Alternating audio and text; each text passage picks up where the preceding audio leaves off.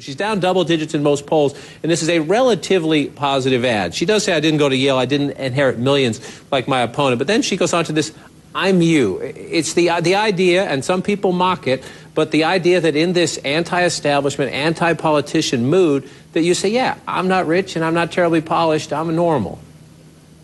Okay, I get that, but when you say I didn't go to Yale, when there are questions saying that you went to 2 different universities you didn't go to, you might not want to bring up the college issue, okay? And then also she's been criticized, even by former campaign workers, for using campaign money for personal expenses. So you might not be a millionaire, but you might want to explain if you actually use the money for personal use. You know what? Focus on the issues. The reality is the videos are out there. She made the comment about the witch, and so it's ridiculous to try to refute that. It's there. You said it. Focus on the issues at hand, the economy. All that I'm not you stuff and painting people as elites, it's just nonsense. Issues will matter, not this whole notion of if you're an elite or not. Well, let's listen a little bit more before Ed and Paul jump in here. Jim Acosta got an exclusive interview with her today. Her campaign originally had said no more national interviews, but Jim was up there, and in talking to her, she did explain to him why she's using this I'm you theme. I'm not a career politician. I'm not someone who's been groomed for office. I'm not someone who's been handpicked by her party elite, by the party bosses. Obviously. Right.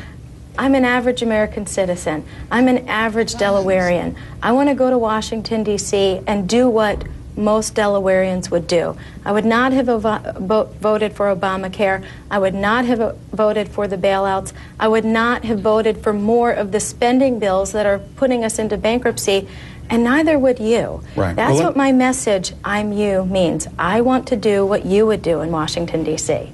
Ed Rollins, you've advised a lot of candidates who are behind in a race. She's new to this, she's run before, but she's new to this level of attention. How would you rate that? Well, she looks very young. She looks like she's running for high school student body president. Then the I am you part bothers me. You can do it the first commercial. It was overdone now. She needs to talk about some substance, her own substance, and I think that it's a mistake to basically kind of do the class warfare thing, and I think it won't work on her. Well, let me disaggregate it. It's just 2 words, I'm you. Who comes first?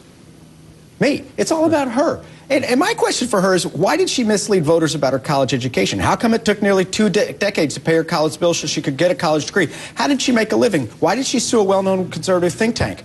Oh, those aren't my questions. Those are Karl Rove's. This is what Karl Rove says about Karl's, of course, probably preeminent Republican strategist in America. He says she says nutty things and has a checkered background. Now, that's not you, America. You don't say nutty things and have a checkered background, and you didn't take 2 decades to pay your college bills. The Coons campaign is going to roll on this and use Paul Begala in their ads. All right. Quoting Karl Rove, that's all I was doing. All right, Karl. Paul has a wonderful way of using words and just pounds you in the ground. I love Karl. He's a master. Paul, he's a John master. Deere, Begala, thank you, Ed and Roland.